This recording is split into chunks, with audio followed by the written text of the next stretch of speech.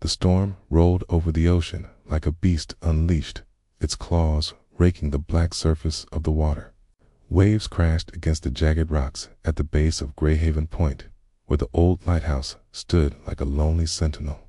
Most ships avoided these waters. But even the strongest sailors whispered about this strange glow that lingered long after the beacon had gone dark. Evelyn Marlowe had never believed in such tales. At 26, she was a historian, not a dreamer, and she had traveled across the country for one reason only: to archive the journals of Thomas Reed, the last known keeper of the Grayhaven Lighthouse. Reed had vanished mysteriously in 1893, leaving behind a tower full of dusty ledgers and questions no one had ever answered.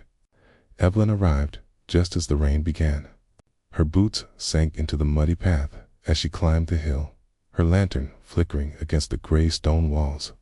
The lighthouse door groaned when she pushed it open, releasing the scent of salt and old wood. Inside, everything was just as she had expected: spiral stairs curling upward, cobwebs in every corner, silence except for the storm outside. She set up her desk near the small window and began opening boxes of journals. Most were ordinary: weather reports, notes about oil levels, occasional complaints about isolation. But one, a black leather-bound book, caught her attention. Its pages were filled with hurried handwriting and sketches of stars, strange symbols, and what looked like maps of the sea, but not any coastlines Evelyn recognized. One entry read, "The light is not mine to control.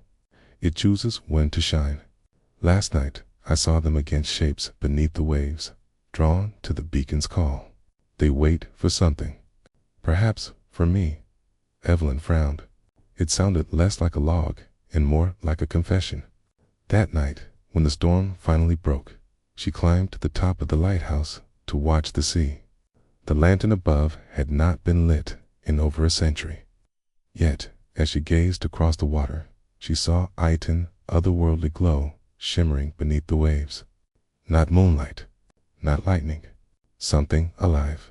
Her heart pounded. For the first time, Evelyn wondered if the old sailors had been telling the truth all along. The next morning, she returned to the journal. Pages deeper in, Reed's writing became frantic. He spoke of voices in the tide and a bargain struck with the deep. One sketch showed a figure half human, half something else standing in the surf with its hand raised toward the lighthouse.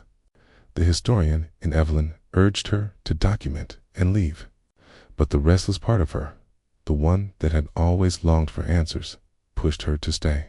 On the third night, the sea was calm. She sat by the rocks, watching the horizon, when she heard it, a faint hum, almost like a song carried by the wind. The sound grew louder, weaving around her thoughts until she could barely remember why she had come. And then she saw it. A figure rose from the water, luminous in the moonlight, its eyes reflecting the same glow she had seen beneath the waves. It was neither man nor woman, neither young nor old, but something eternal. It stood on the rocks as if the ocean itself bored upward. "You read his words," the being said, its voice both distant and close. Evelyn could not move. "Thomas Reed," she whispered. The figure inclined its head. He kept the light. He opened the way, but he was not strong enough to finish. "Finish what?" she asked, though her voice shook. The being stepped closer, and the water hissed where its feet touched stone. "The beacon was built not to warn ships, but to call us. Long before your kind, the sea belonged to us." Reed agreed to tend the flame. "Now you have found the book.